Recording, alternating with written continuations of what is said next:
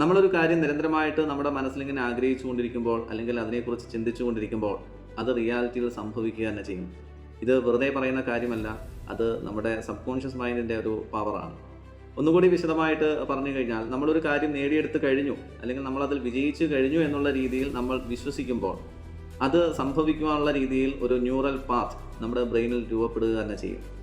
അതിനൊരു ഉദാഹരണം പറയുകയാണെങ്കിൽ, നമ്മൾ ഈ ഉഴുതുമറിച്ചിട്ടിരിക്കുന്ന ഒരു നിലം അല്ലെങ്കിൽ ഒരു പ്രോപ്പർട്ടി, അതിലൊരു ഭാഗത്തുകൂടി നിരന്തരമായിട്ട് നമ്മൾ യാത്ര ചെയ്യുമ്പോൾ എന്താണ് സംഭവിക്കുക? ഒരു വഴി അവിടെ രൂപപ്പെടും. ഇതേപോലെ തന്നെ നമ്മുടെ ബ്രെയിനിൽ അവിടെ നമ്മൾ ചിന്തകളാണ് അല്ലെങ്കിൽ നമ്മുടെ മനസ്സുകൊണ്ട് അത് കണ്ടുകൊണ്ടേയിരിക്കുകയാണ്. അങ്ങനെ നിരന്തരമായിട്ട് കണ്ടുകൊണ്ടിരിക്കുമ്പോൾ അല്ലെങ്കിൽ ചിന്തിച്ചുകൊണ്ടിരിക്കുമ്പോൾ അവിടെ ഒരു ന്യൂറൽ പാത്ത് രൂപപ്പെടുന്നു എന്നുള്ളതാണ്. അപ്പോൾ നമ്മൾ എന്താണോ നിരന്തരമായിട്ട് ആഗ്രഹിക്കുന്നത് അത് നമ്മുടെ ജീവിതത്തിൽ നടക്കുക തന്നെ ചെയ്യും. അത് പോസിറ്റീവായിട്ടാണെങ്കിലും ഇനി നെഗറ്റീവായിട്ടാണെങ്കിലും.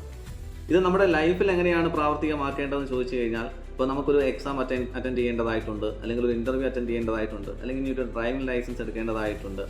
വാട്ട് എവർ ഇറ്റ് ഈസ്, എന്ത് വേണമെങ്കിലും ആകാം. അപ്പോൾ അത് നേടിയെടുക്കുന്നതിൻ്റെ ഭാഗമായിട്ട് നമ്മൾ അതിന് വേണ്ടുന്ന ആ എഫേർട്ടൊക്കെ നമ്മൾ എടുക്കുന്നു. പക്ഷേ നമ്മൾ ആകെ ഡിപ്രസ്ഡ് ആയി പോകുന്നു, ടെൻസ്ഡ് ആയി പോകുന്നു, സ്ട്രെസ്ഡ് ആയി പോകുന്നു.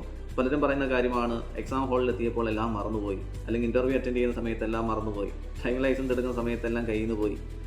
അപ്പോൾ ഇതിന് മുൻപേ തന്നെ നമ്മൾ നല്ല രീതിയിൽ പ്രാക്ടീസ് ചെയ്യുകയാണെങ്കിൽ, നമ്മളത് വിജയിച്ചു കഴിഞ്ഞു, എനിക്കത് എക്സാം പാസ്സാകാൻ കഴിഞ്ഞു, അല്ലെങ്കിൽ ഇൻ്റർവ്യൂ വിജയിക്കുവാൻ കഴിഞ്ഞു, ഈ രീതിയിൽ നമ്മുടെ മനസ്സിൽ ഇതിങ്ങനെ കണ്ടുകൊണ്ടിരിക്കുമ്പോൾ അല്ലെങ്കിൽ നമ്മളത് പറഞ്ഞുകൊണ്ടേയിരിക്കുമ്പോൾ അത് നമ്മുടെ ജീവിതത്തിൽ പ്രാവർത്തികമാക്കുവാനുള്ള എല്ലാ നടപടികളും നമ്മുടെ മനസ്സ് ഏറ്റെടുത്ത് ചെയ്യുമെന്നുള്ളതാണ്.